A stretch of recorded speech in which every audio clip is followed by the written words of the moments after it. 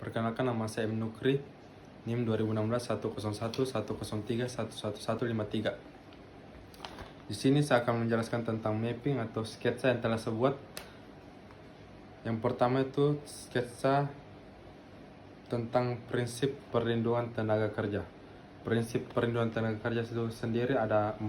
Yang pertama, keselamatan kerja. Yang kedua, kesehatan kerja. Yang ketiga, pengupahan. Serta yang keempat, jaminan sosial.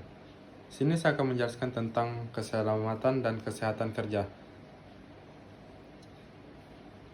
Keselamatan dan kesehatan kerja itu tersendiri saling berkaitan karena itu merupakan suatu hal perhatian bagi para setiap pekerja.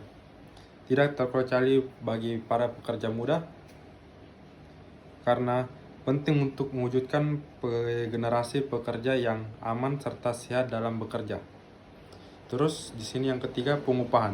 Pengupahan itu tersendiri yaitu masuk dalam perlindungan tenaga kerja karena pihak perusahaan itu wajib memberikan pengupahan atau upah kepada para pekerja yang telah memberikan jasa kepada pengusahaan. Yang kelima itu jaminan sosial. Jaminan sosial itu tersendiri adalah suatu perlindungan bagi tenaga kerja dalam bentuk santunan berupa uang sebagai pengganti suatu dari penghasilan yang hilang atau berkurang dan pelayanan sebagai akibat peristiwa atau keadaan yang dialami oleh tenaga kerja. Sini contohnya berupa kecelakaan kerja, sakit, atau hamil. Lanjut ke bagian B. Bagian B ini jenis dan objek perlindungan tenaga kerja. Yang pertama sebahas itu jenis perlindungan tenaga kerja. Di sini jenisnya ada 3. Yang pertama itu perlindungan ekonomi atau jaminan sosial.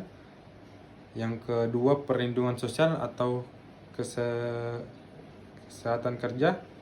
Yang ketiga itu perlindungan teknis. Lanjut ke objek. Objek perlindungan tenaga kerja. Di sini objeknya ada 6. Yang pertama itu perlindungan atas hak-hak dalam hubungan kerja. Yang kedua perlindungan atas hak dasar pekerja atau buruh untuk mogok dengan pengusaha. Yang ketiga itu perlindungan keselamatan dan kesehatan kerja. Yang keempat perlindungan khusus bagi pekerja atau buruh perempuan atau anak atau penyandang cacat. Yang kelima perlindungan terhadap upah. Perlindungan terhadap upah, kesehatan, kesejahteraan, jaminan sosial. Yang keenam perlindungan atas hak pemutusan hubungan tenaga kerja. Lanjut ke mapping berikutnya. Mapping ke 7. Sini mapping ke 7 saya akan menjelaskan tentang pengertian pengupahan, asas-asas pengupahan, kebijakan pengupahan. Yang pertama itu pengertian pengupahan. Pengertian pengupahan itu tercantum dalam PP nomor 8 tahun 1981. Sini saya akan membacakan PP tersebut. Yang dimana dalam pasal 1,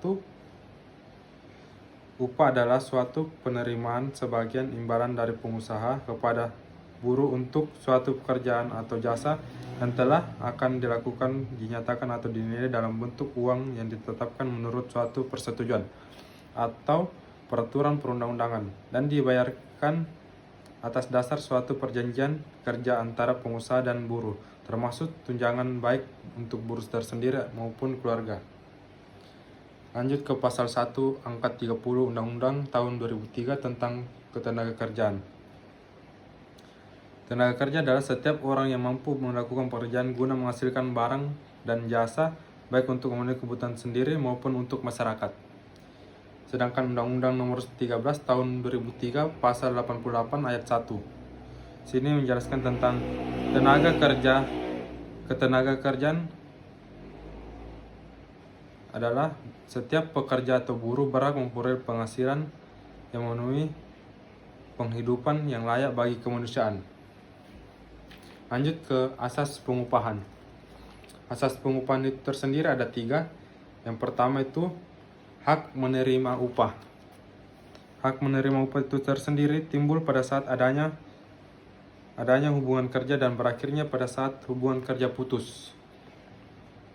Yang kedua, pengusaha tidak boleh diskriminasi upah. Jadi diskriminasi upah yang maksud dari diskriminasi upah itu, jadi pekerja perempuan dan pekerja laki-laki tidak boleh dibedakan dalam suatu pekerjaan yang sama.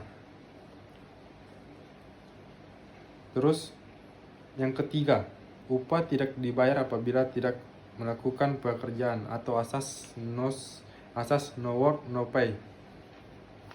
Yang ke bagian ke C, kebijakan pengupahan. Di sini saya mengambil bahwa kebijakan pengupahan itu bersifat pukul rata kepada semua jenis usaha formal. Ya, mungkin sekian dari penjelasan tentang mapping yang telah saya buat. Kurang lebihnya mohon dimaafkan. Wabillahi taufiq hidayah. Assalamualaikum warahmatullahi wabarakatuh.